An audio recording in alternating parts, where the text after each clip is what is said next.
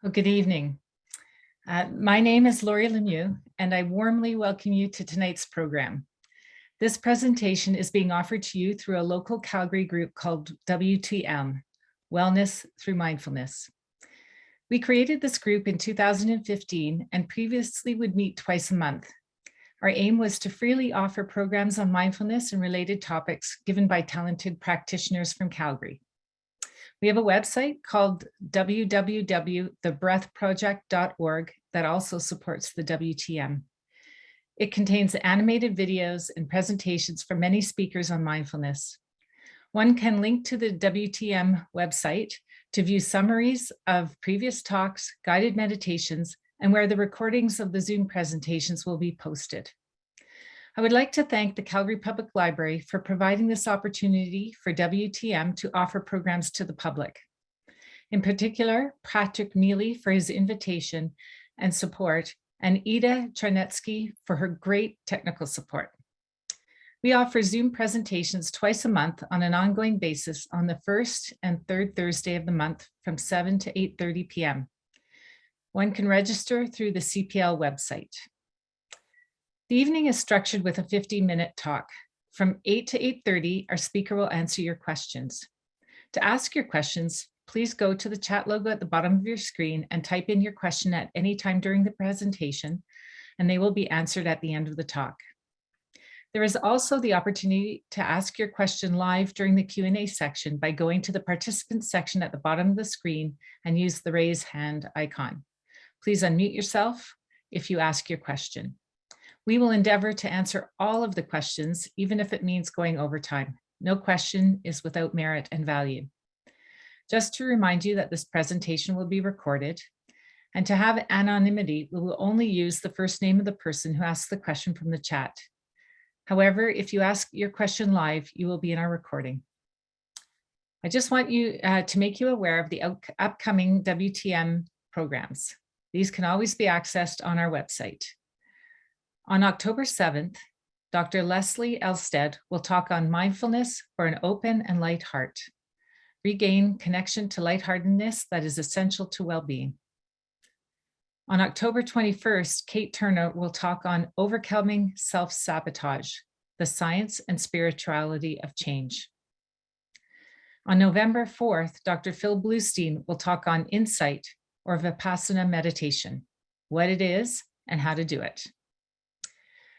The WTM is also offering a one-day retreat on September 25th called Mindfulness to Support Change and Uncertainty. This is a wonderful opportunity to deepen your practice with guided instructions on sitting, walking, and eating meditation, body scan, and compassion. One can find further information on the WTM website. I'd now like to turn to our topic for tonight, how the fear of death can teach us to live a fuller life. Our very human fear of death, whether a mild anxiety or a disabling dread, has the great advantage of raising questions about what is valuable in life. As philosophers would put it, how then should we live?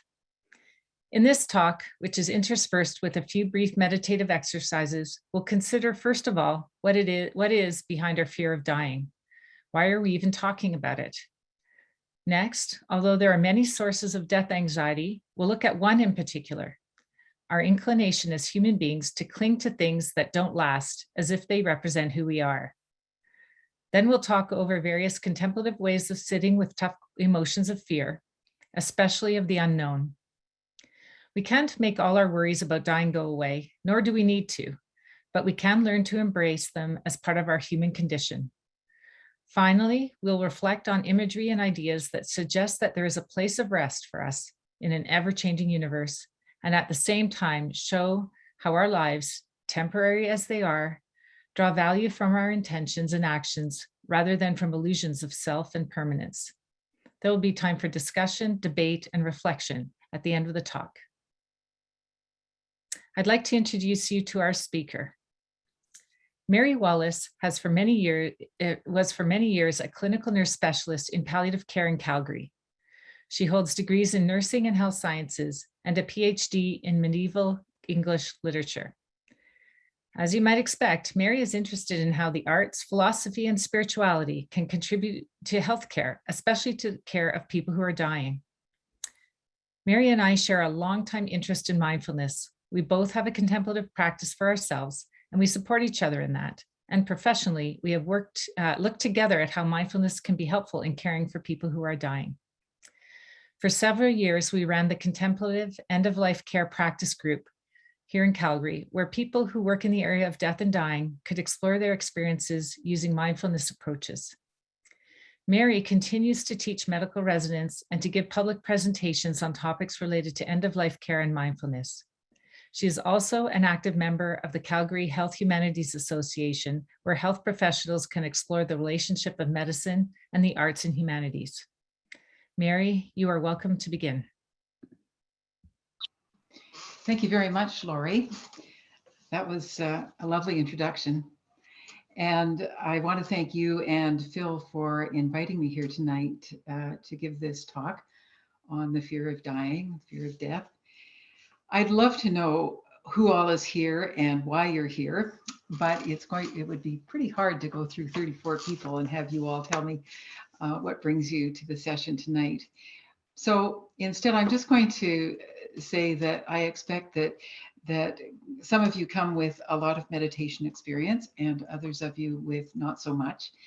And I've tried to design this talk so that everybody gets taken to a place where they haven't been before. But I'm aware that for some of you, you may be hearing things that you're already familiar with. For other people, what I have to say will be completely unfamiliar. So we'll just hope that each of you gets what you need out of the evening in any case. I'd also like to acknowledge that many of you, all of you, including me, come to a discussion about dying and fear and anxiety with your own histories, your own experiences with death, with fear, with loss, perhaps with a diagnosis that was quite alarming. You also have opinions and backgrounds and perspectives on the topic. And there may be some of you who are here just for interest. This is a fairly neutral topic for you. Others of you, however, may be feeling more vulnerable. You're here because you have experienced a recent loss or a death or a diagnosis. And so I just want to make sure that you take care of yourselves during this talk. If any part of it is alarming or a little close to the bone to you, be sure to take a break or go get a cup of coffee or tea or even maybe just zone out for a little while or leave altogether if this isn't the night that you want to go into this topic. You never know when I don't think anything of what I'm going to be saying is particularly alarming, but you never know how people will respond when they're in a vulnerable place. So I just want to make sure that you're comfortable with the topic and that you're taking care of yourself if it's taking you somewhere you don't want to go. I'm going to separate the sections of the talk with a few opportunities for very brief meditation, just to help you kind of settle in, connect with yourself, perhaps reflect on some of the ideas that are coming up tonight. And I thought we'd start now, before I get into the body of the talk, with just a brief sort of settling meditation. I'll try not to talk too much because some people find that very distracting. And I think we'll take about 4 minutes for this. Subsequent meditations will be much shorter, just little intervals in between sections. But let's take a little time this evening to, first of all, just become aware of where you're sitting and where you are. And perhaps feeling the sensation of the body in the chair or wherever it is you're sitting or where you are. Perhaps how your shoulders are feeling or your back or some part of your body that may be calling your attention. And just becoming aware of the body in the space where you're sitting. You can close your eyes or not as you wish. There's no wrong way to do this.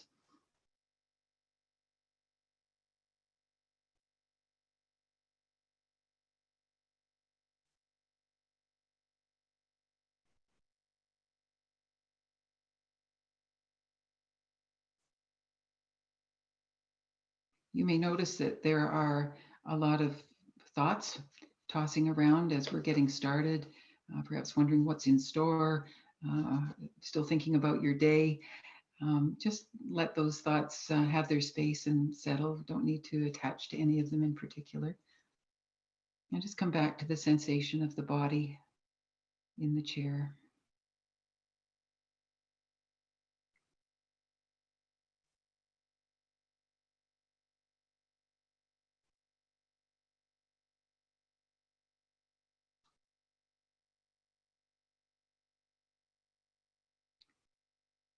You may need to shift your position a little bit to relieve some tension in the body.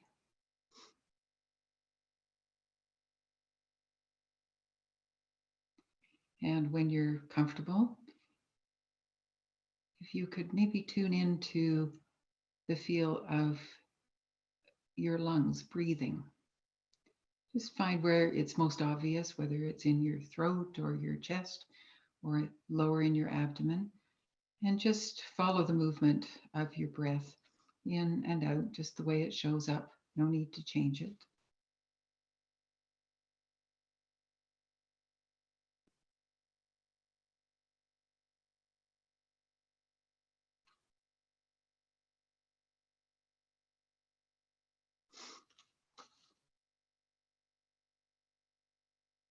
Most people find that thoughts arise in this process. And when you become aware of them, just let them go and see if you can catch a few breaths just as they're happening.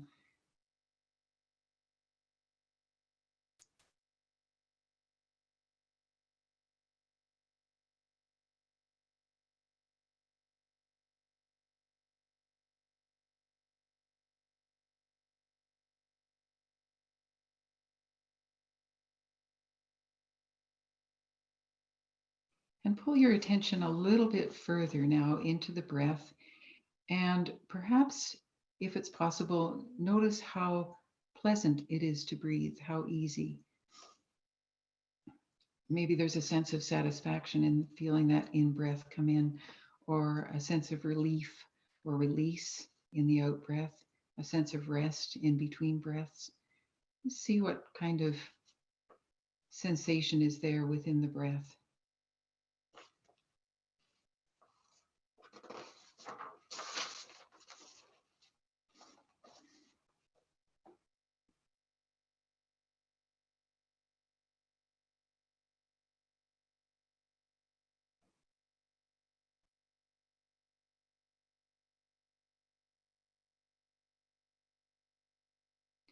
And in a moment or two, I'd like you to just return to being present in the room, sitting in front of your screen, maybe watching the screen.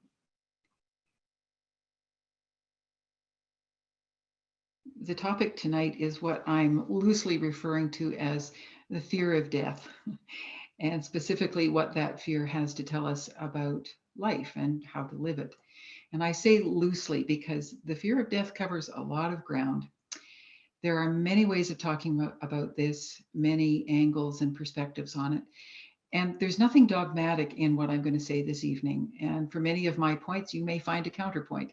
And that's just fine, because all roads lead to Rome. There are many ways of looking at this that can be very fruitful. But I've selected a few observations that I hope will be helpful, not to give you a hard and fast set of facts or arguments or techniques. What I'm hoping more is that this talk will give you some starting places from which to explore questions that come up for you about death and dying, or emotions or responses to the fact that we die. It's not the point of the evening to take away the fear of death, but just to have a look at it as a feature in our lives and how it affects us and how we can use it. One of the assumptions that we often make when we talk about fear of dying is that it's a bad thing and we should try to get rid of it, because if we do that, we'll be more happy in our lives. Well, maybe, maybe not. I have seen lots of people who lived extremely full and rich lives with an ability to sit with their fear. It never went away, but their lives were wonderful nonetheless. I've had patients tell me that. So when I say fear of death, in quotation marks. I'm not referring to its most dramatic form, that kind of disabling terror, although some people do live in terror of dying. But I'm referring simply to the range of experience of resistance that we may feel to the fact that we will die, to the moment of our death. There are exceptions. We see them in the very old, for example, who have lived very full, rich lives. They're tired. Their time is up. They're ready to go. They look to death as a release from this world. They've had enough. Many people have told me that. I'm sure they've said the same to Lori in her work in palliative care as well. There are people who are very ill, for whom suffering is so intense that although they don't want to die necessarily, but they don't want to continue living like this. And so those people also regard death often with welcome rather than with fear or dread. It's the lesser of two evils. But most of us, most of the time, don't want to die. I had a Mennonite lady. The range of the experience of resistance is very wide. I had a Mennonite lady who was a patient of mine. She was a lovely old woman in her late 90s, had lived a life of faith, was not dying of anything in particular. And when I asked her, as I always do with patients, did she have any fear or anxiety about the future? She looked up at me very sharply and very indignantly and said, "Afraid of what?" And I felt quite embarrassed for even asking the question, because clearly fear was absent from her perspective altogether. I think she was sorrowful to leave her family, but that was her only sense of resistance to what was happening to her.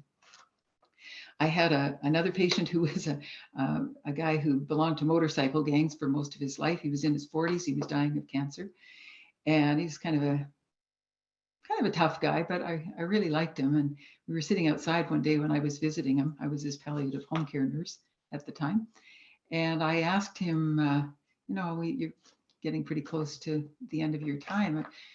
Do you have any feelings of fear or anxiety about what's ahead?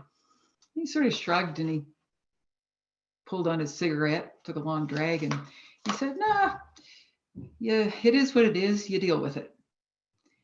And I said, how do you get through it? And he said, "Oh, you just cope. You just do. Just his own guts were getting him through. Not a great deal of resistance, just a real fortitude. He was just going to muscle through the way he had done all his life, I think." I've also had patients who were young mothers in their 30s with cancer, absolutely paralyzed with fear to the extent that they could not discuss it, they couldn't function, they needed a lot of help, a lot of counseling, and you can appreciate the circumstances. Fear would be very natural to see in someone like that. But I want to tell you about my friend Suzanne, who was a chaplain in a hospice where I was working in the US. And Suzanne had been a nun, and she'd been working in end-of-life care for some years. And the convent told her that was over. She had to go to Africa and be a missionary. She said, no, my calling is palliative care. I have to stay with that. So she left the convent, and luckily for us, became our spiritual care person at the hospice. She was a lovely person, had not lost her faith, was very, very solid in her Christian beliefs. And one day she and I were having a conversation about dying. She said, I have absolutely no fear of what's in store for me. I'm not worried at all. I'm happy to go to God when the time comes. And then she paused and she said, "But I reserve the right to be absolutely terrified when it's my time to die." I thought this was a very important observation to make. And what it told me was that we need to accept and respect how we feel about dying in the moment. It's something that can change. We're not always consistent. We are allowed to feel fear if that is what comes up. And even in the setting of a vast or strong faith, fear can still arise. We never know how we're going to feel when it's our time. And Suzanne was clear enough in her own insights into herself to know that that fear can come and go, regardless of how we feel at another time in our lives. So it's important to know how we feel now, but to give ourselves room for that feeling to evolve, either to sometimes greater fear or less fear, just depending on where we are in our lives, what the circumstances are. It's not something that is a given that will always be the same. I believe that the resistance to death is a very, very deeply embedded trait in all living things, including us. I read a story recently. I was trying to find the reference for it and failed, but I remember it about a Zen monk in the US in the 70s who was dying of cancer. And another monk came to visit him. And this is the two pretty enlightened guys, more enlightened than I'll probably be. And the one said to him, "How are you feeling?" And the monk replied, the teacher replied and said, "I don't want to die." He didn't feel fear, but he felt resistance to the fact of his own dying. So even people who have a great deal of inner growth, are highly developed, highly evolved, can still feel a resistance to leaving this world. And I think it's because our human mind is constructed in such a way that it has enormous difficulty imagining its own annihilation. We just can't get our head around it, that the one day I, the me that's thinking, the me that's giving this talk, will no longer exist. And some would argue that that is why the religious mind creates an afterlife, whether that's resurrection or rebirth or reincarnation or joining the ancestors or just going to a different place. It's just not possible to apprehend the notion of our own extinction. So stories and metaphors have arisen over millennia to provide us with an existence of life, afterlife on this earth. Now, I'm not debating the relative merits of any of those views, but my point is that human beings have a distinct distaste for not being alive. There's a deeper reason why we resist death that's related to this. And here's the first major lesson in how the fear of death can enhance our life. And it's because if we turn the question around, resistance to dying exists because life is so important and so powerful and so profound.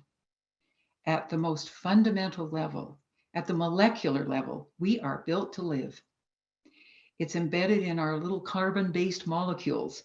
And even if we don't live together, those molecules they're hell-bent on reproducing because life itself is its own imperative. If there's life, it wants to live. So everything that's ever lived, whether that's a plant or an animal or a fish or a human, wants to stay alive. And if you doubt this, think of these two examples.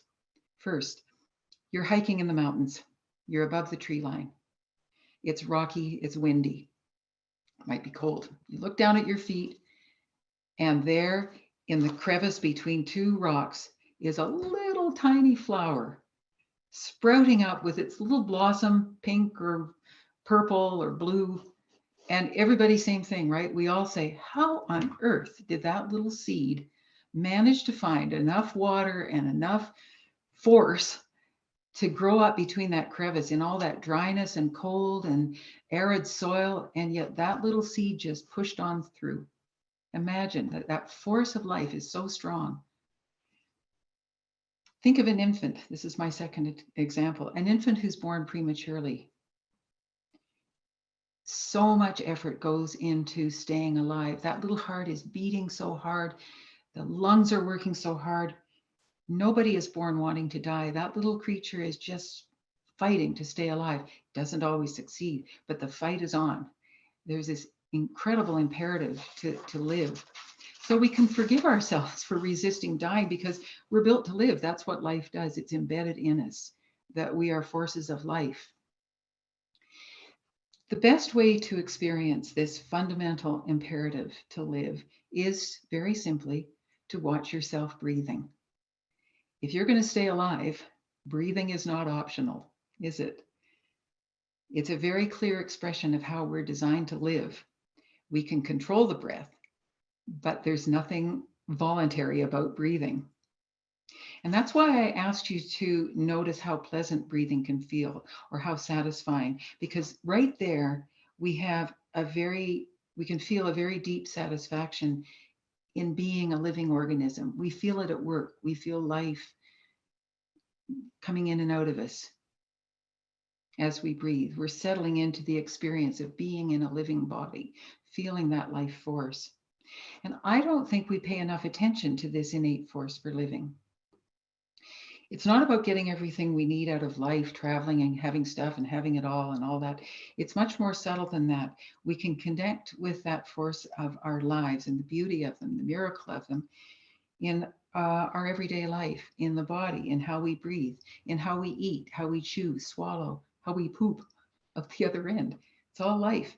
How we touch and smell and taste and hear and see. All those small things remind us of how powerful our lives are. A lot of things get in the way of this connection with our fundamental life force. They obscure the connection. Depression, financial difficulties, the environment, all our problems, the illness, cellulite, political crackpots, take your pick, wayward kids, wayward spouses, demanding managers, unrealistic work demands, all those things. We get really hung up then on the pain of being, and we develop this highly ambivalent relationship to life. And it's best described by that great joke. I know Woody Allen is out of favor, but it's a great joke from Annie Hall about the two women having lunch. And over dessert, one says to the other, "This dessert is terrible." And the other one says, "Yeah, and there's so little of it." Life is such a struggle, and yet there's so little of it. Why is that? Why is there so little of this terrible thing called life? Well, one reason is because by attaching to our pain, we lose our connection with the miracle and the beauty and the fact that we exist. And in the midst of all the challenges that beset us, we don't give ourselves a chance to sit back and reflect on the great fact of life. We don't stop to breathe. And when it comes time to die, we resist fiercely, partly because we haven't yet connected with our lives. We're only partly done. In the religion of Islam, Allah has instructed people to pray 5 times a day. 5 times. That's a lot. Why? It's to reconnect with that life force, with that thing that subsumes our pain, that's something beyond our pain. There's something greater than that. It's a wonderful practice. If everybody stopped for 5 times a day to reflect and to honor the big picture and the fact of our existence and the joy in that, what a different world this would be. Jews and Christians go to church every week for the same thing, to recall ourselves to the source of our existence. And contemplative practice, such as meditation, do the very same thing. Meditation isn't just trying to train the mind or reduce stress. It's about tuning into what lies underneath our thoughts and our emotions. What else is there? Don't want to belabor this too much because I don't want to go too much over time, but I want to tell you about a brief vignette from Margaret Lawrence's The Stone Angel. The Stone Angel was written, was it 60s or 70s? Margaret Lawrence was one of Canada's great novelists. She is dead now. She died of lung cancer. In The Stone Angel, the best book she ever wrote, there is the main character is an old woman named Hagar. Hagar was embittered by a very hard childhood, and she lived out that bitterness virtually to the end of her life.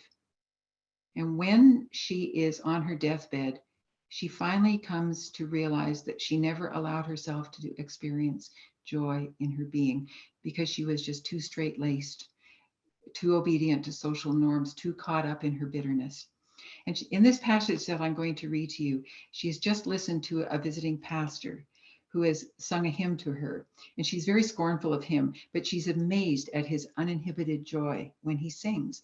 And she says, "This knowing comes upon me so forcefully, so shatteringly, and with such a bitterness as I have never felt before. I must always, always have wanted that, simply to rejoice. How is it I never could? How long have I known, or have I always known in some far crevice of my heart, some cave too deeply buried, too concealed. Every good joy I might have held in my man or any child of mine, or even the plain light of morning or walking the earth, all were forced to a standstill by some break of proper appearances. Oh, proper to whom?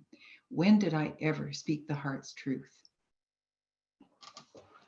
This is a terrible discovery that Hagar makes, because she's dying and she's only now discovering the possibility of joy. So facing how much we living beings don't want to die recalls us to life's great worth, reminds us, helps us let go of defining ourselves by our pain, and helps us to settle back and enjoy how pleasant it is to breathe, to exist on this earth. We're reminded of this by our resistance to leaving it. So I'd like to stop there for a 1-minute meditation, and no instructions, just give you a minute to reflect on what was said. Maybe go get a cup of tea if you need, or something else. Come back in a minute, and just take a pause. Maybe some breathing, some reflection.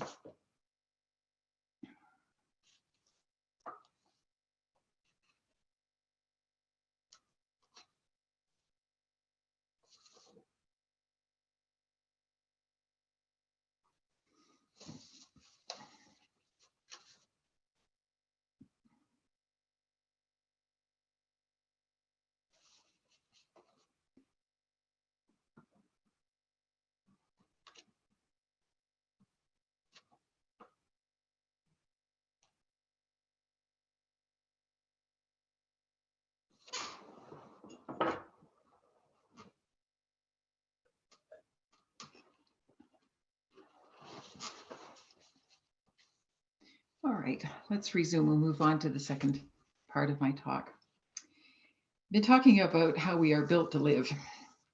But as you may have noticed, and you may be thinking this while I'm rhapsodizing about being alive, we are not built to last. We're built to live, but we're not built to last. Life, our lives, are subject to forces that will inevitably bring about the end of life. That's how it is. Right? Everything dies, and that's a problem for us. The universe, it runs according to laws that actually don't have that much to do with life, much less with what we want. We are part of a set of laws that is larger than we are and can't be controlled by living things. I've been reading and watching science programs all during COVID, and I'm learning about laws of thermodynamics. And the second law, don't ask me hard questions about this. This is the extent of what I know. But the second law of thermodynamics is that all things tend toward entropy. And what that means is that if you break down our carbon-based molecules, when they start to disintegrate, we get old, and when we die, they just become a set of atoms, and they all just drift off. And at the very least, we're no longer alive. We've become a set of atoms. This is the notion in Buddhist terms of non-self. We think of ourselves as unique and definable entities, but in fact, our beings are fabrications of physics and chemistry. And these fabrications run according to their own rules of growth and decay. We tend to take this very personally. We don't like this. We're not in charge. There's a lot of resistance to the fact that the state of living eventually turns into the state of dying and then death. So what do we do?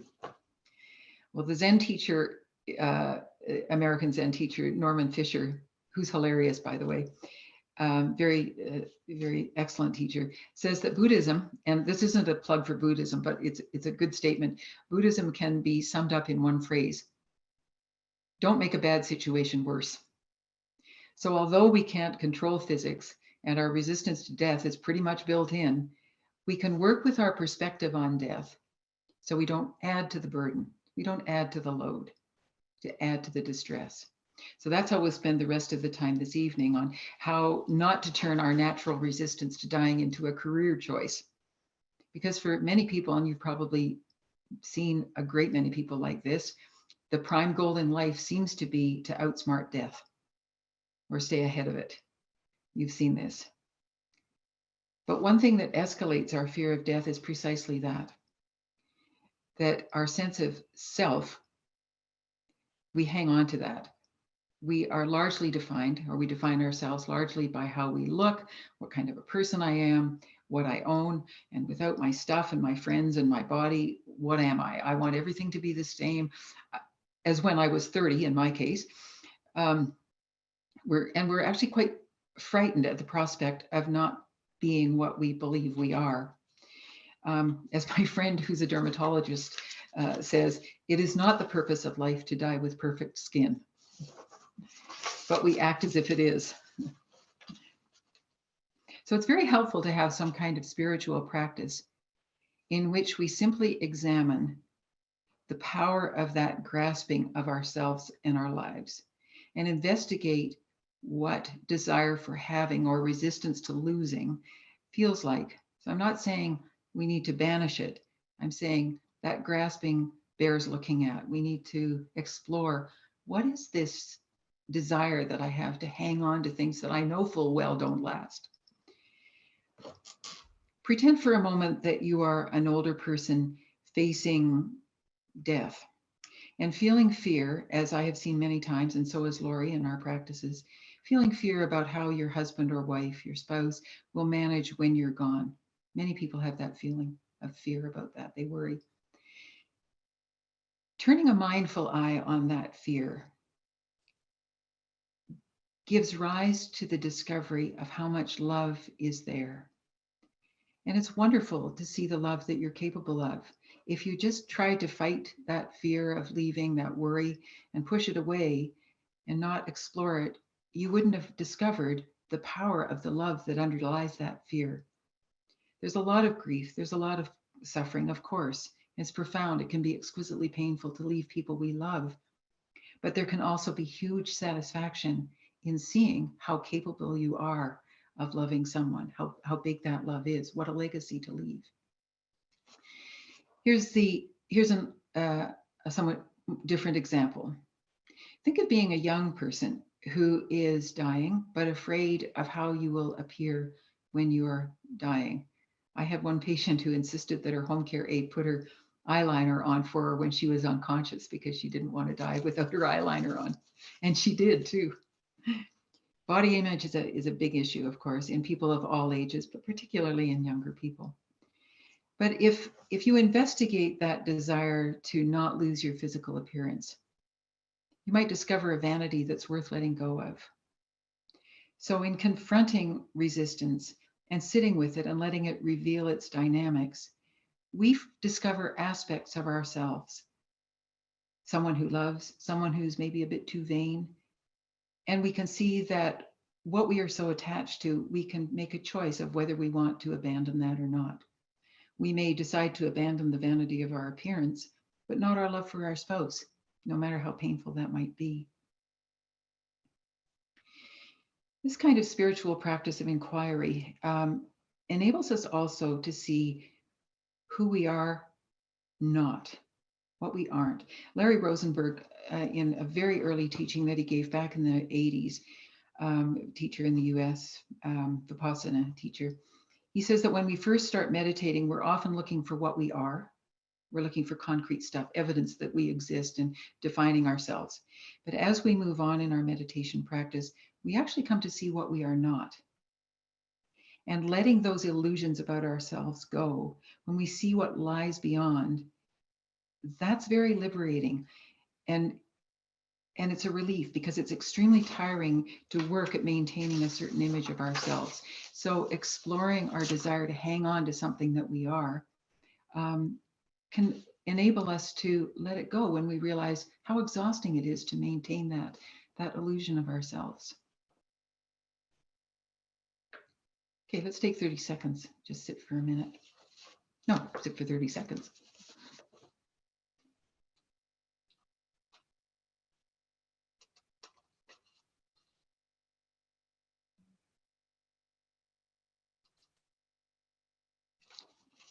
All right. So how do we sit with death? Sorry, how do we sit with the fear of death when it arises? What do we do when that fear is actually present? We've established that it's natural to feel the fear of death. And we've also seen that it is possible to add to that pain by habits of mind, perspectives that we take on it. We've seen that taking a close look at how we grasp at life and being able to name what it is we're holding on to so tightly gives us the power to define ourselves differently and let go of our connection with what is troubling to us, what is adding to the pain. But sometimes the fear of death just arises. How do we sit with that? What do we do? I'd like to elaborate on one approach that was presented recently by Joseph Goldstein, one of my mentors, the founder of the Insight Meditation Society in Barrie, Massachusetts, where I am when there's no COVID, a sometime inhabitant. Joseph makes the distinction between thought and emotion. Thoughts are, as you probably noticed in your meditations, thoughts are always weaving their way in and out of our minds all the time. The mind is really just a thought highway. And there can be a lot of accidents too, because emotions get in the way, triggered by thoughts, and thoughts are triggered by emotions. And it can be quite a jumble of thought entangled with emotions sometimes. And one means of sitting with fear of death, or fear of anything for that matter, is to learn to separate, to use our meditation skills, our skills of attentiveness and concentration, to separate thought from emotion.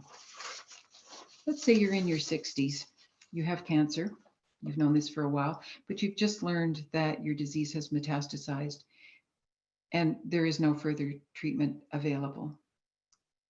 So the thought naturally arises, I could die soon. Emotions come up in response to that. They can be strong and scary, but a meditation practice can help you sort out where to put your attention. And you may feel that you need to put your attention on that thought, that you could die soon. It's just a thought, but it's an important one, and it keeps calling your attention. You stay with that thought, and you see a truth. Yeah, this can really happen. This is real.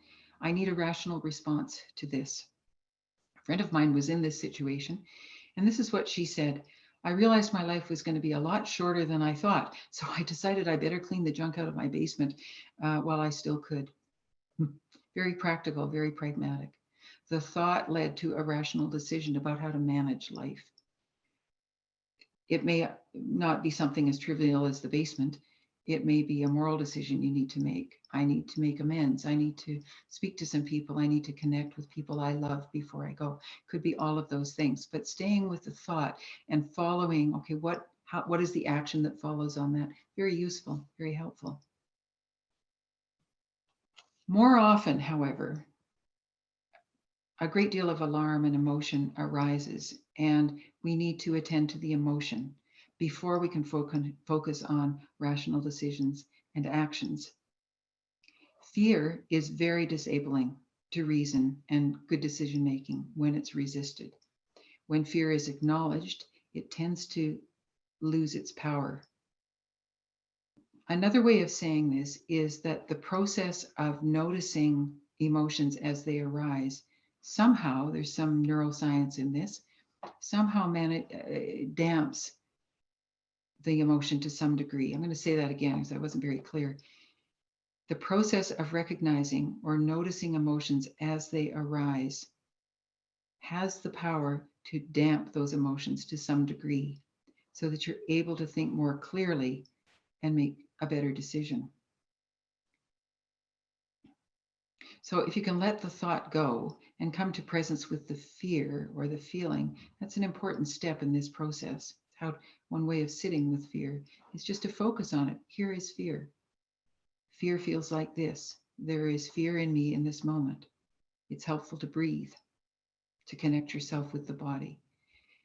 It's helpful too to remember, as we were saying before, that the fear of death is innate. It's something that every living thing shares.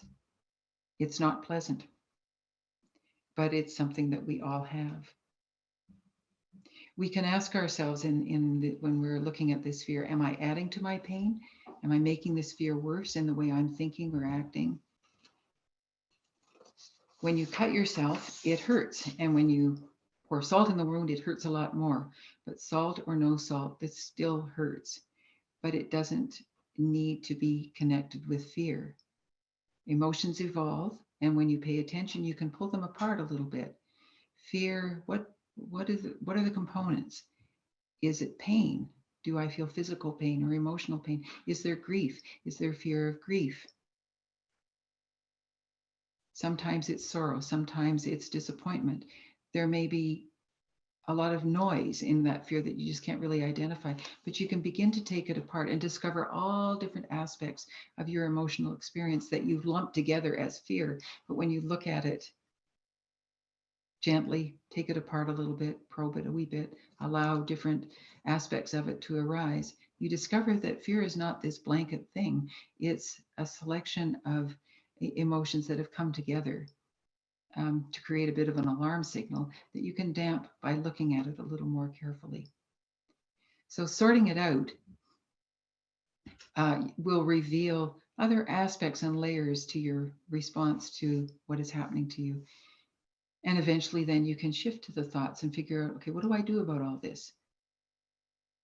What are the actions that are required?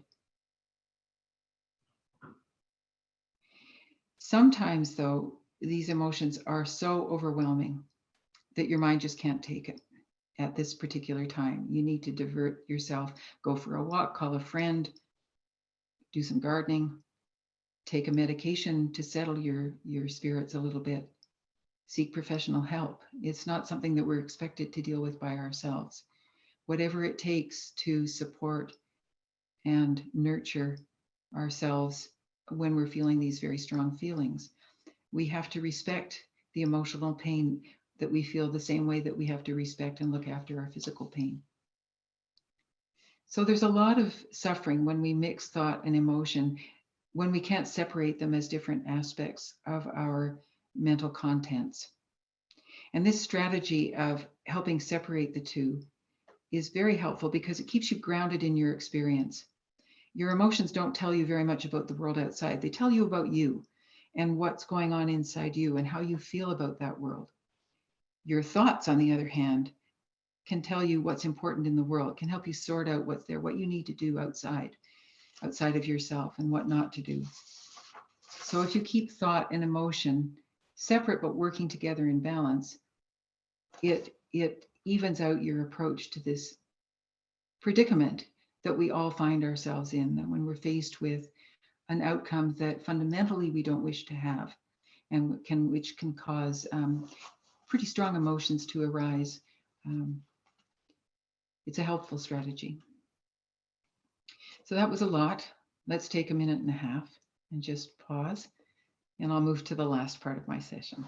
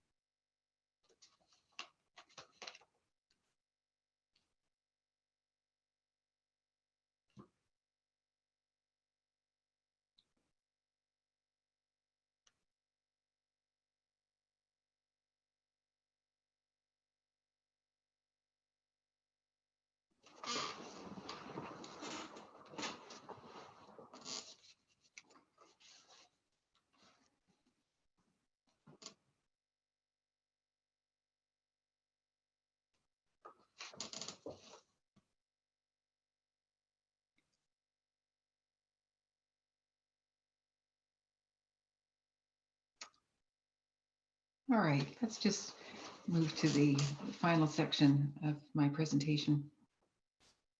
I'd like to turn to a different way of thinking about death and the fear of death. in a way that I hope will bring all my previous points together. One of the scariest things about facing death is that we don't know what happens afterwards. Many religions tend to build in a good bit of fear around this.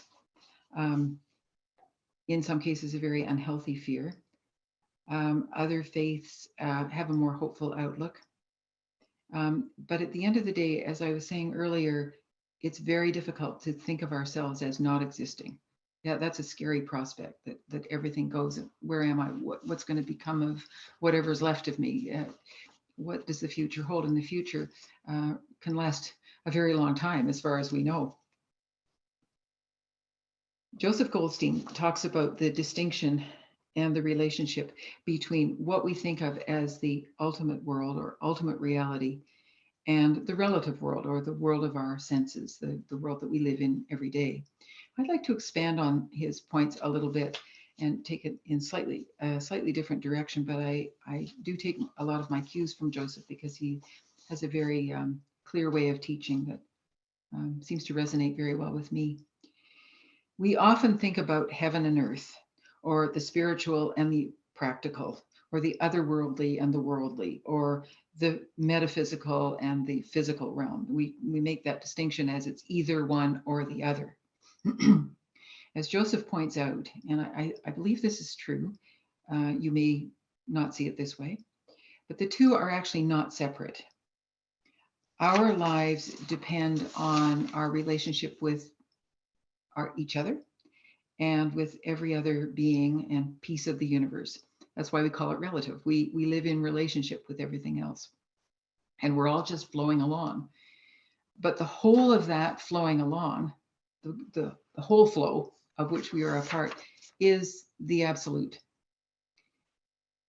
This is really important. The relative, the world of our sensory awareness, and the absolute, what's out there, are really two aspects of the same thing. They go back and forth, one into the other.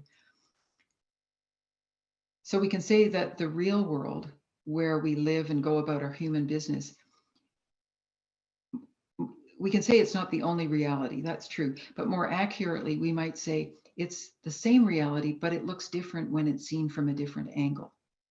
In other words, what we see and experience every day is only partly telling us what's going on. It's not the whole story. And Joseph gives a very good example. If you look at this glass cup, here we are, glass cup. And we see it as it appears to our senses. But if you put this glass cup, a portion of this glass, under a microscope, all the constituents of this cup are still there, but the concept of cup is completely gone. All you see are bits and pieces that make up pieces of glass. So this glass exists as we see it, but it also exists as it's seen under a microscope. But the two are very different. A better example, perhaps, comes from the other end of the spectrum. I was reading about the James Webb Space Telescope in the New Yorker recently. There's a great article about it. It's being launched on December 18th, FYI. And there's a passage in that article that really caught my attention as an excellent metaphor for the difference between how we see the world we inhabit and the world as seen from the ultimate or absolute perspective. The universe is very big and very busy. But when it says in the article, when we look up at the night sky with our sensory apparatus, it's as if we were listening to Rachmaninoff's Second Piano Concerto, with ears able only to hear the occasional middle C and maybe a tinny D. That's all we can hear when we look out at the night sky, metaphorically. We have no biological receptors for radio waves, microwaves, UV radiation, or infrared radiation. We just don't have the receptors for that. In other words, our minds are not constructed to see those other realities of which we are nevertheless a part. I think you can see then that there is a reality out there that is not penetrable by the human senses, but we know enough about it that we can trust that it's there. Our problem is that we view the world with such a narrow lens And that gives us a lot of difficulty. It's as if we're only connected to part of the story, the part that we can see and hear and interact with on a day-to-day basis. It's like watching a movie and only seeing the characters and not seeing the scenery or the setting where the whole story takes place. Very disconcerting. And that's sometimes why we feel we've only half lived, because we really haven't connected with the other part of what is real. It's the same with death then. When we look at death from a point of view of cessation and loss, well, that's accurate from a sensory point of view. That's exactly what happens. If we look at death on a broader screen, however, as a flow or a transition among physical elements according to a very stable, trustable, natural law, it doesn't change our sensory experience, but it enables us to see what's happening in a more accurate way. So, as Joseph says, the task in working with our fear of death is to refine our powers of perception towards the ultimate or the absolute level, which shows the ever-changing nature of reality and the ultimate setting in which our lives unfold. So instead of being lost inside ourselves, as if we were the measure of all things, we learn to view ourselves from the outside, from that larger perspective. And we can see the mind for what it is. It's useful on this earth, but it's fleeting and it's changing, and it doesn't last. So how do we do this? I mean, how do we refine our perception towards the absolute or the ultimate? How is this done? Well, it's not by looking for the ultimate. It's not for looking outward to try and find something concrete. Rather, it's about shifting our view of our own thoughts. It turns out that when we stop hanging on to our thoughts and our opinions and our biases and our assumptions about who we are and all the things we that make the day go on, that we trust and believe in so firmly, when we just let go of that a little bit, we start noticing spaces between our thoughts where we can let go. And that makes space for what's out there to reveal itself. It's almost like a scientific experiment. You try to open the mind, become as objective and unaffected by biases as you possibly can. Just try to see what's there in the most empirical way possible.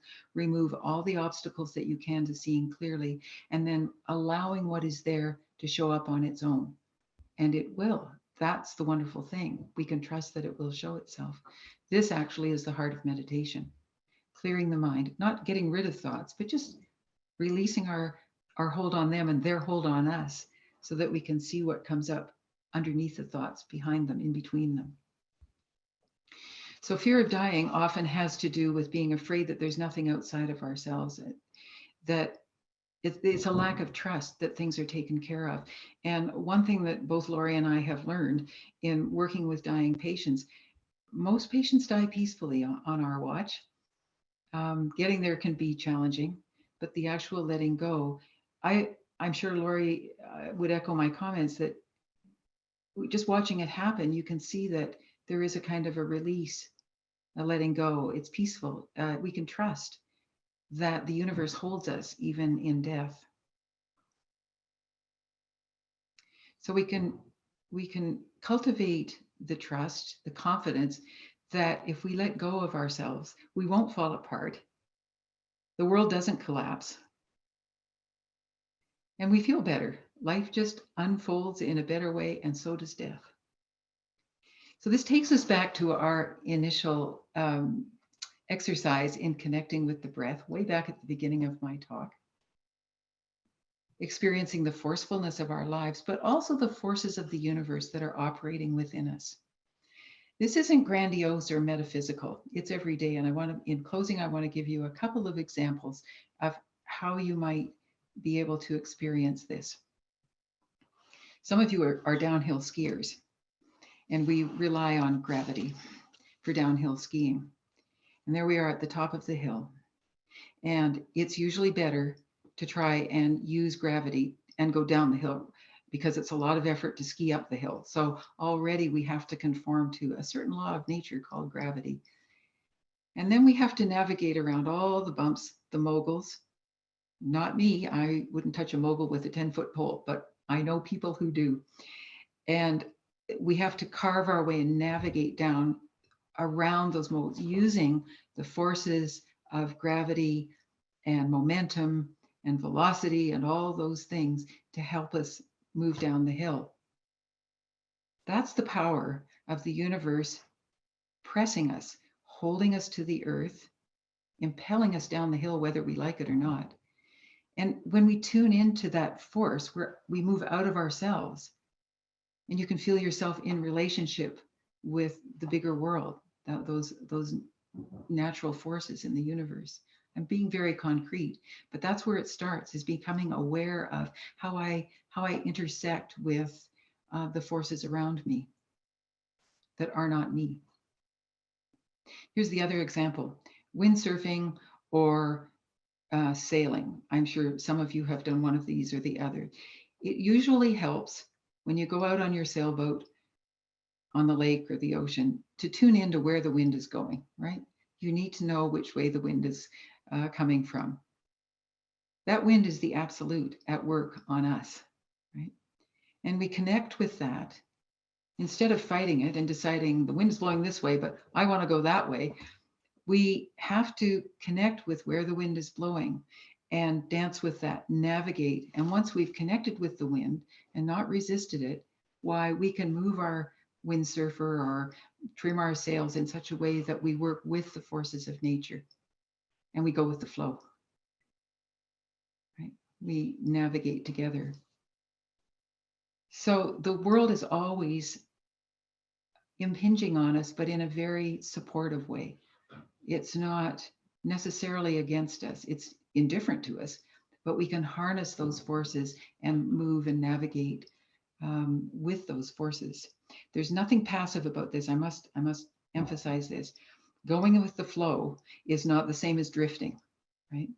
If we were just drifting, you'd wipe out on the first mogul because you're just sort of going off down the hill without any effort at all. You're just going with gravity without any action on your own part. Or drifting on your sailboat, you're just going to float away to wherever the wind takes you, and someone will have to come and rescue you. But because we live, we interact, and because we're conscious, we can make decisions about how we interact with the world. And when it comes time to dying, we can allow the universe to carry us into that other place. And we can also, however, make decisions about how we're going to approach that movement from here to there. So some resistance to dying is inevitable. Leaving the world is painful. There's no question about that. It gives rise to grief, gives rise to fear, sometimes pain. But fear can be tempered and mitigated by trust that we can cultivate through our spiritual practices, where we learn that we're not the only game in town, that we are supported in our lives by other laws, and that we can learn to sail even if we can't stop the waves. We can learn to go down the hill even if we can't stop gravity. So I'm going to stop there. I see I'm about 6 minutes over time. Apologies for that. Sorry. I'm going to turn it back to Lori because it's time for some Q&A. Okay, thank you, Mary. And as Mary said, we're going to start the Q&A section now. So you can enter your questions in the chat, and you can also ask your question live by going to the reaction button and raise your hand. And it's a wonderful opportunity to ask Mary a question and to expand on some of the things that she spoke of tonight. Any question is valuable, and we look forward to hearing from you. So we'll open it up to questions now. So Terry has her hand raised. Terry, if you want to go ahead, unmute yourself. Okay, thank you. I was wondering, I read a couple of books on death and dying. One of them was called Opening Heaven's Door by Patricia Pearson. And in those books, they talk about, there's a very specific pattern that people going through death go through. And I was wondering, working in hospice or palliative care, have you noticed that yourself? Do you notice that there's a very specific pattern the dying take? For example, she said things like they talk about they need to get ready because they're going on a trip, or they start having dreams of past relatives who have already passed over. And she said that from all the studying she's done, that she notices this consistency.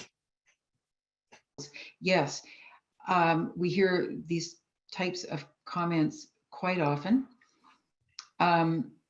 where people, I think at some level of their being, anticipate a journey of some kind of transition. And the mind thinks in metaphors. And so the expressions come out as, I'm taking a trip, I don't want to miss my train, I have to go, I have to go. I made a terrible mistake once, assuming that meant that my patient needed to go to the bathroom. So I promptly brought her a little bedpan and realized that was not what she meant. But yeah, the sense of going somewhere, leaving, also the notion of seeing people who are not there or who we don't see, very common. People from the past, these are not fearful hallucinations or things that we would try to change. It seems very natural for people to envisage supportive friends, relatives, aunties, grandmothers who were meaningful to them in the past. So there are many, many metaphors and images that people utter and see and talk about as they're approaching their death. So I would say that I wouldn't call it a pattern, but there isn't much that surprises me in what people say, because they do often fit that that way of thinking about moving on. Stages that people go through, not so much. People express emotions at different times. Some of you have probably read Kubler-Ross's seminal work on death and dying, in which she itemizes, we go through the 5 stages of grief before we die. And even she, in that book, nobody really picks up on this, but even she said, these are not sequential. It's not a predictable pathway. It's not an algorithm. People go back and forth. Sometimes people skip certain points on that set of 5 steps, or they have resolution, they feel they're comfortable, and then they're not. They have a day when they're back at bargaining or whatever the other stages are. So I think it's become apparent in the last 20 years with all the research going on in people's about experiences as death approaches, that there's no one way that you can predict will occur for everybody.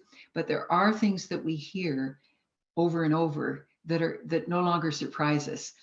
And if we don't hear it from somebody, it's not a problem.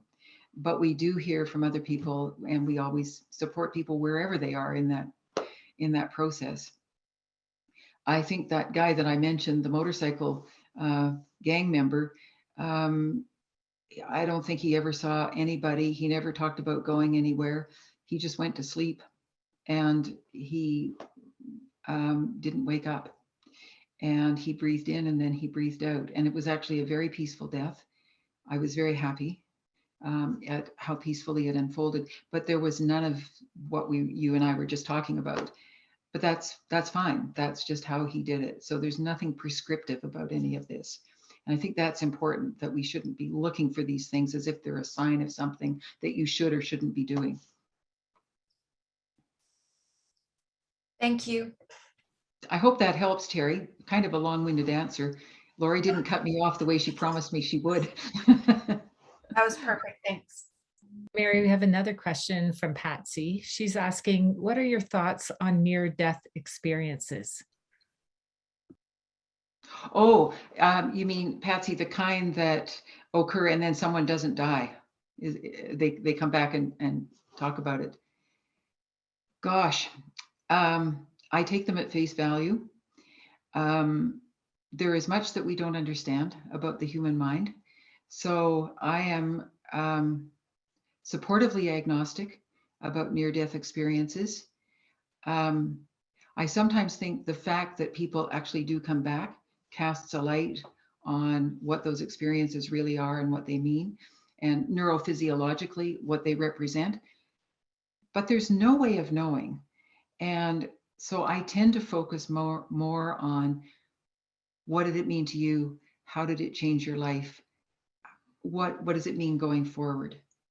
Rather than is it true, or does it signify that there's something that we can be sure of that happens after we die? There's quite a variation in near-death experiences. There's some common factors that people see. Tunnels of light come up a lot. Music, seeing loved ones, a voice saying, go back, you're not ready to come yet. You know, those kinds of things. We hear those, but not all the time. As I said, I think my response is supportively agnostic, and I'm more interested in what that means to you.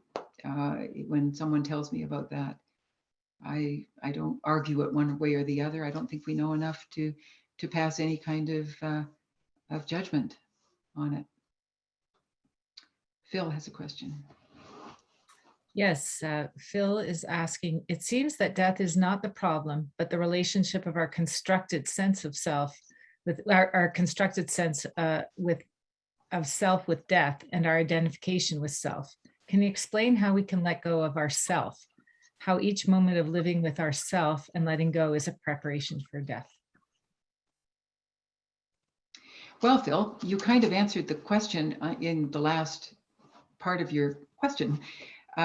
Each moment of living with ourselves and letting it go is a preparation for death. And meditation, I find it a kind of a grisly description, but every meditation has been described as little deaths where we let go of who we think we are, and that whole process is sort of dying to the self. I find that a bit electrifying myself, so I don't usually use that terminology. How do we let go of our sense of self? I think we don't need to try too hard, for one thing. I think a regular practice of meditation does a lot of the work itself with some guidance. I think the comment that I made earlier about finding out not who we are in meditation, but what we are not, is a useful approach. So that when thoughts come up or beliefs, or we get going on a story in our minds, there is a process of kind of letting that rest and allowing that, asking the question, what if that's not true? How would I be if none of that was real? And just using it's almost like a thought experiment to shift to a certain type of skepticism about what you're talking about. It's like, we have opinions about other people that often somewhat judgmental. Can we let go of those and allow that person to be something other than what we think they are? Well, can we do the same with ourselves? Can we allow ourselves to be something other than what we think we are? Now, the thing is, we don't, in meditation, in actual sitting on that cushion or sitting in your chair meditation, you don't want to get too introspective about it and start, a sort of discursive relationship with ideas. It's much more important to just feel thoughts coming and going, and you will eventually come to see that these thoughts just arise on their own steam, and they will fade. They're not permanent. And that recognition illustrates to you better than any kind of thinking that the self is not a solid object. It's something that comes and goes.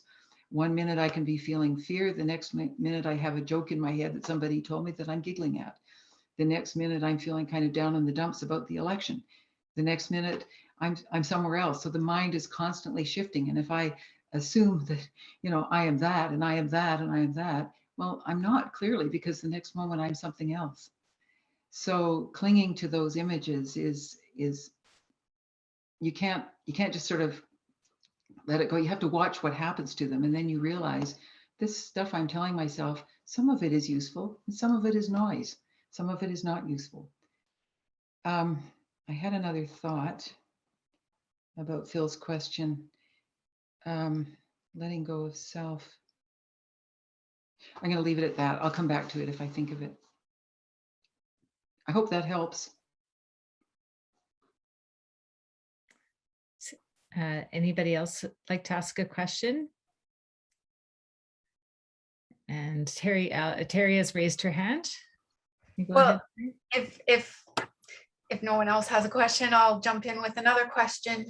I do have a question more about a terminal illness, like a personal question, I guess. I have a fatal brain tumor. I had emergency brain surgery, and it really was hard for me to go through that.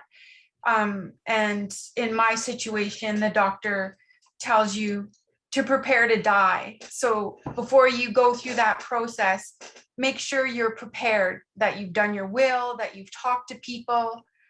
And so I live with this fatal brain tumor, but it's left me with this sense of obsessiveness with death and this excruciating fear for every person I know. I am obsessively fearful of everyone around me dying. So I did go to counseling, and the counselor said, when you go through something like that, people who have faced death she put it like, you've gone to the other side where a lot of people don't ever go. And so you've seen something and experienced something that most people don't ever do. I just don't know how to shift my brain to stop worrying about death and more so about the people around me dying. And I don't know why I'm not so worried about myself dying, but everyone around me dying. And it's all triggered by this whole experience. Yeah. Thank you for being so candid with your question, and let Mary go ahead. Yeah, it's a very complex question, Terry. And I think it would take perhaps too long an answer this evening to explore it in all its details. I think it's important to recognize how natural and normal it is to feel the way you're feeling. It is not actually necessary to get rid of that fear. And my sense is you're putting a lot of effort into doing just that, as anybody would. At the beginning of my talk, I mentioned that the fear of death is something that is built in. And so it's never probably going to go completely away, that resistance. I don't mean to discourage you. In fact, the opposite. My point is that it is possible to sit with the fear, but develop faith and a sense of support around the fear. I'm toying with telling you about a scene from a book. I don't want to get too far away from your experience, but this might be helpful. So let me try. I don't know if you've ever read The Power and the Glory by Greene. No. It's a very, very strong book written back in the 50s, and I think it takes place in the 40s in Mexico. It's about a Mexican priest who's on the run because of the Mexican Revolution. He's one of the last priests left in Mexico, and he knows they're after him. They're going to kill him. He is full of faith, and yet he is absolutely terrified of dying. And the whole book is about his adventures, running for cover, trying to outwit the police who are after him, the army who are after him. And at the very end of the book, they get him. And you can feel his profound belief in this case, his Catholic faith and his faith in God. And it's called The Power and the Glory because he knows there is a power and a glory holding him, but he cannot lose his fear. It just won't go away. And he's not even trying to really, he's just afraid.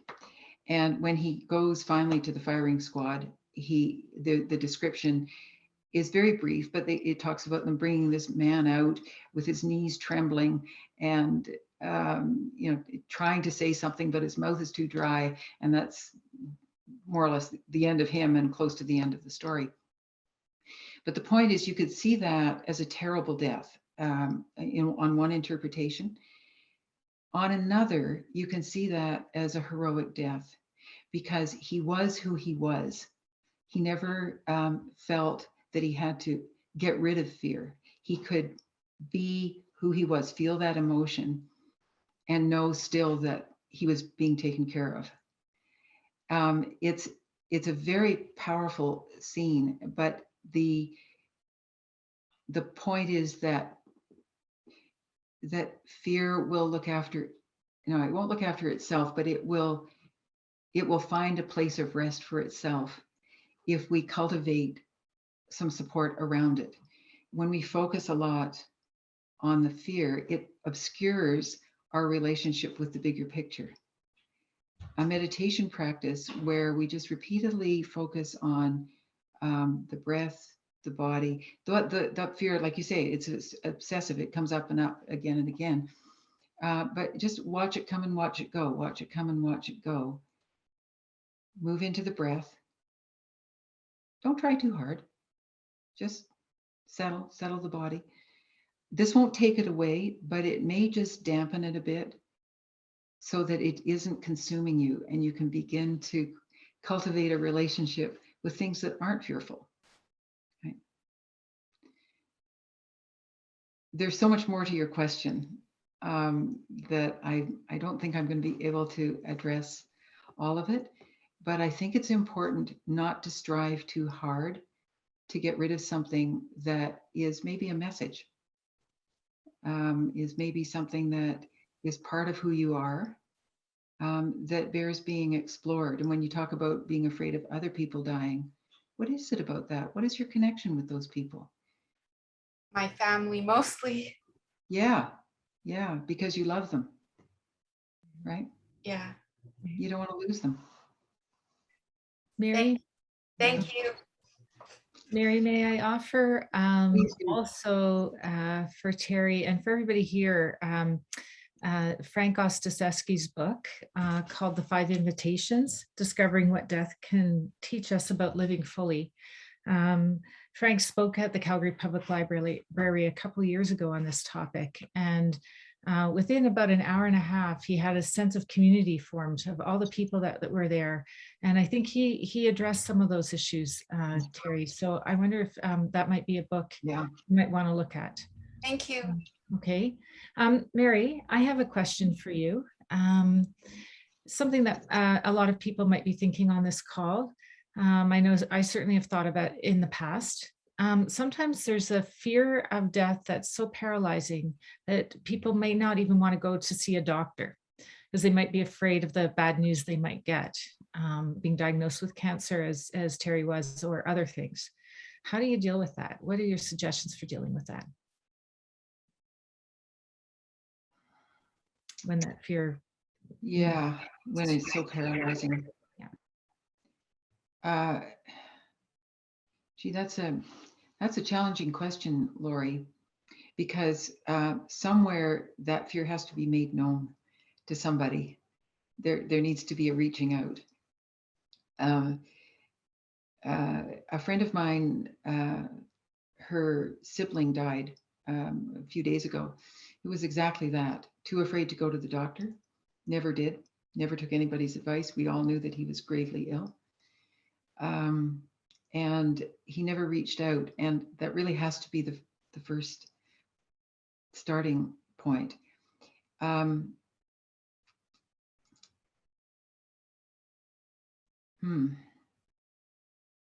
think too, the issue is about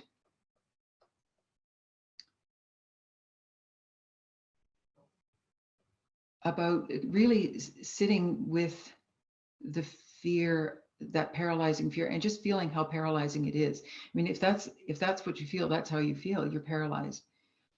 What does paralysis with fear feel like? And again, when one pays attention to that feeling of rigidity. I can't move, I can't ask for help. Just sitting with, how does that feel in the body? What does the mind do? What does the throat do? Where's the constriction?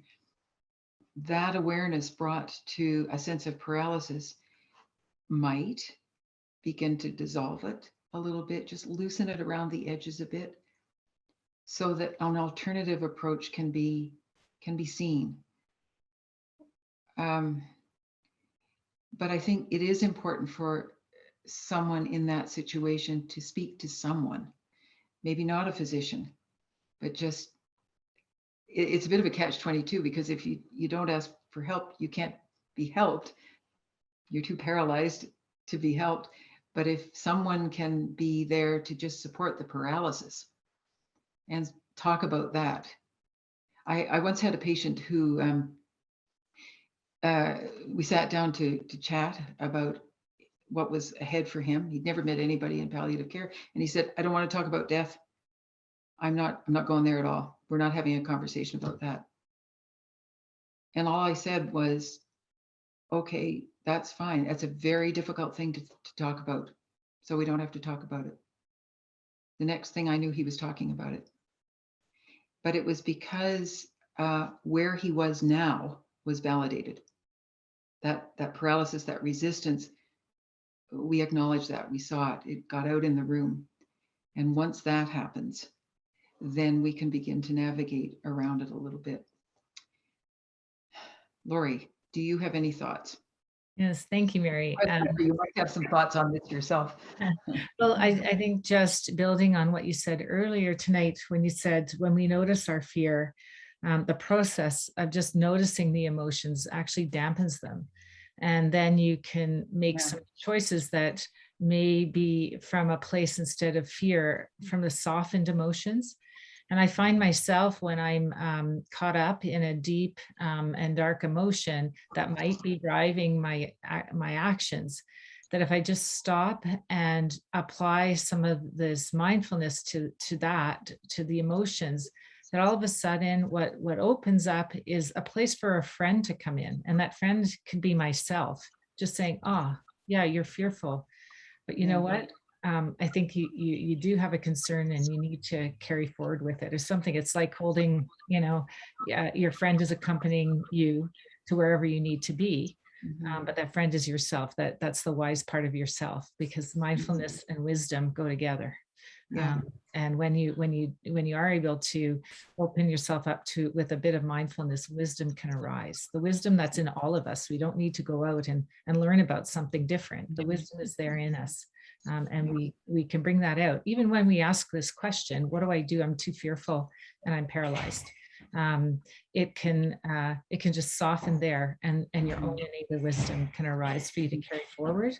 So that's my 2 cents there. Yeah. Thank you, Lori. That's a brilliant answer. And I appreciate your comments a lot. I don't know if there are more questions.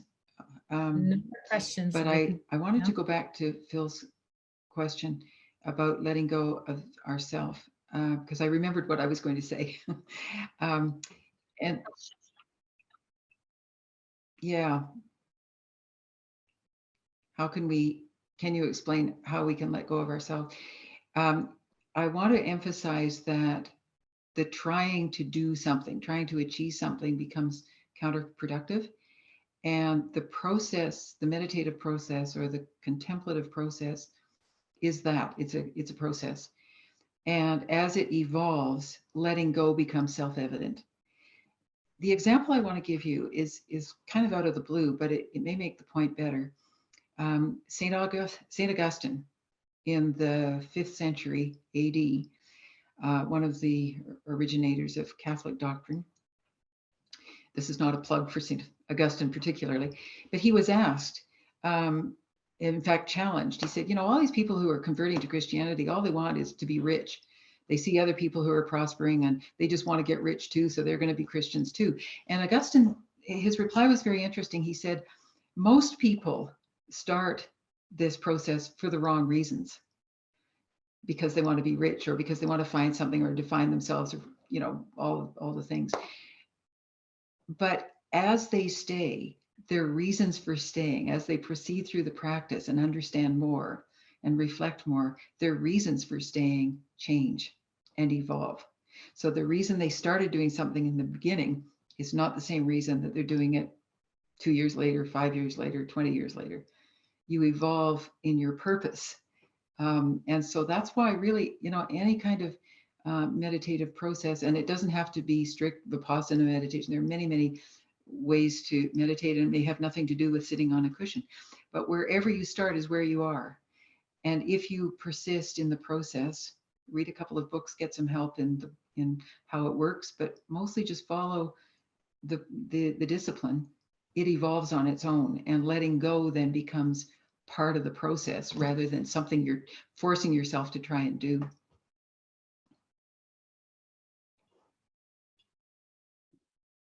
Okay, thank you, Mary.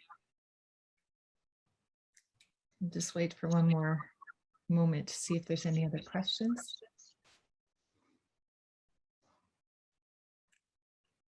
Thank you, Ashley. It's very nice of you to say.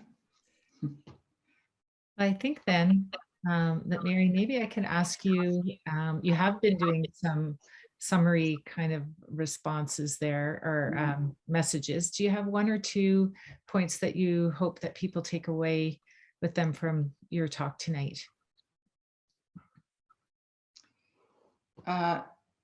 Resistance to dying is innate. It's something that every living thing shares.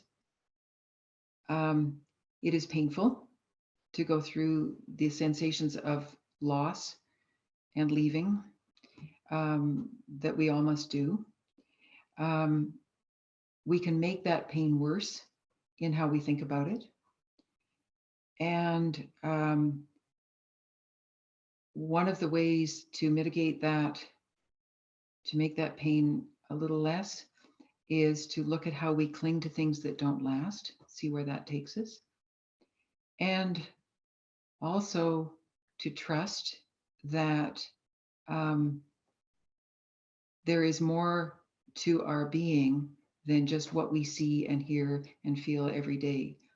That there are larger processes at work that we must, in one way, submit to, but in another way, relax into.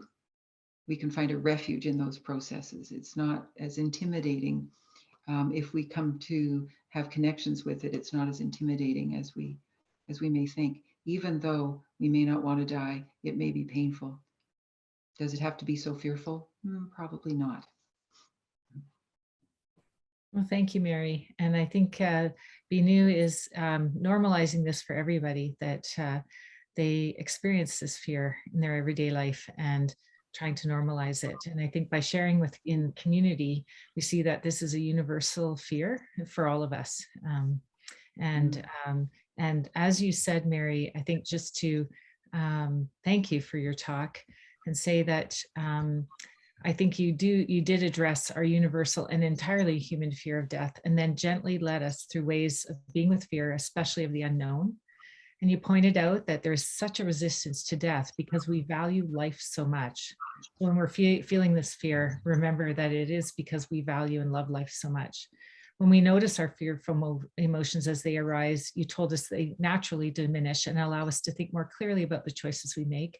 And then we can act from our intentions and actions rather than from the clinging to self and permanence. And you showed us that there's a place of rest in the larger view of an ever-changing universe, and reminded us of the force of the universe within us. So in closing, I just want to say that this talk was recorded and will be posted on the WTM website if you would like to listen in again or go to some parts that resonated for you. And I want to thank the Calgary Public Library for the privilege of working with them in this collaboration. I invite you to go to our WTM website for further information about upcoming activity and recordings of the previous events. And please join us on September 5th for our one-day retreat. It'll be a special day. Wellness through mindfulness events are freely offered, and the committee is a nonprofit volunteer-led group. We don't have any costs associated with our speakers. They, like Mary, give of their time freely to bring you these valuable teachings and experiences. to continue delivering these twice a month, we do have expenses to keep our website current, as well as the ongoing communication through social media and emails. It's not a lot, but the costs are a reality for us.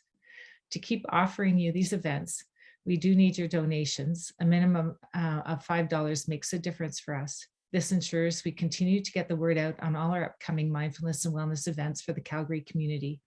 We are very dedicated to supporting our participants. We hope you recognize the value these nights bring. So we invite you to go to the WTM website where there's a donation button. And in summary, I'd like to thank you for supporting us and to help make this Wellness Through Mindfulness events possible. So have a good evening, everyone. Wonderful. Thank you, Lori, and thank you, Mary, for what a wonderful talk today. Death is a difficult thing to talk about, but it's one of the very few guarantees, in a sense, in life that death will happen. So thank you for giving us a different look at how to come to terms with something that can be quite terrifying. So thank you very much for this wonderful program. For everyone who joined us today, thank you for choosing to do this program with the library this evening. And we will have another program, the Wellness Through Mindfulness, 2 weeks from now again. So just look at our website and you will be able to register there. So everyone, thank you again on behalf of the library for joining, for our presenter, for our moderator, and for Phil for organizing all of these talks. We bid you good night, and we hope that you have a wonderful 2 weeks till we see you again.